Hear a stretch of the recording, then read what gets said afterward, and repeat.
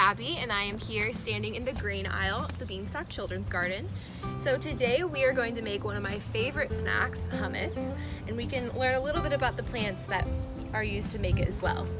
So our first ingredient is garbanzo beans. They're also known as chickpeas. So you've got some chickpeas growing over here. So this is what it looks like when they're ready. So you see all of these little chickpeas. And then when you open them up, this one has two. And there they are. All right, we've also got some new little baby plants growing over here. They're pretty cute when they're small. This is what they look like. And then when they are ready, they start to dry out. All right, our next ingredient is kind of a weird sounding one, but it's called tahini. And this is made with roasted and ground up sesame seeds. We've actually got some sesame seeds grown right here. So I love them because the flowers are beautiful. There's a little bug in that one. And then let's see, we've got some actual sesame seeds right here. So they grow in these nice little pods. And they're not quite ready, but we can see if we can find some. All right, so you just peel it open and you can see some of the seeds.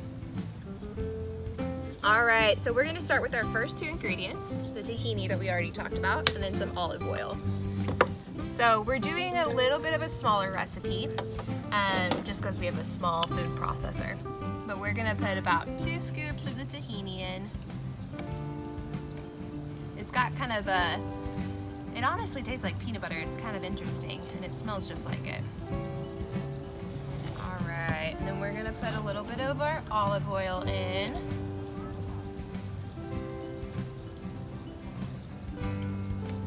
So before we add in any of our other ingredients, we want to mix these together for a little bit so it'll be nice and creamy.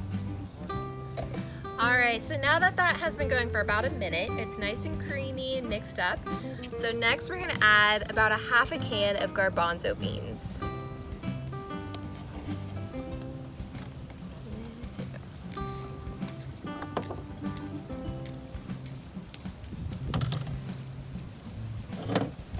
We'll mix that for a little bit longer.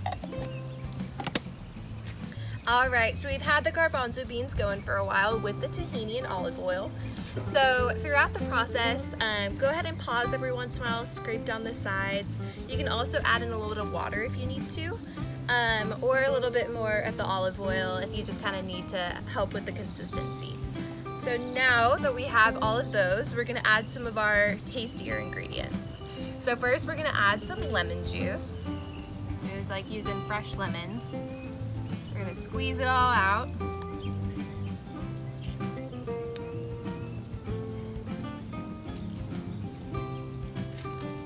All right, we've got, you can either use garlic or garlic powder. We're gonna add some of this in there. Just kind of to taste, I like it a little more garlicky, just depends. We've got some cumin, give it a little bit of a spice.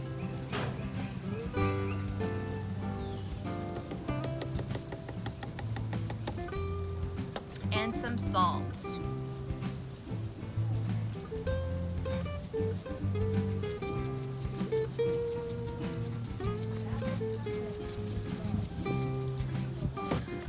All right, so we've got all of those ingredients mixed in. So now we've just got one more thing to add to the top. So we'll kind of spoon a little bit in. It's got a nice creamy texture.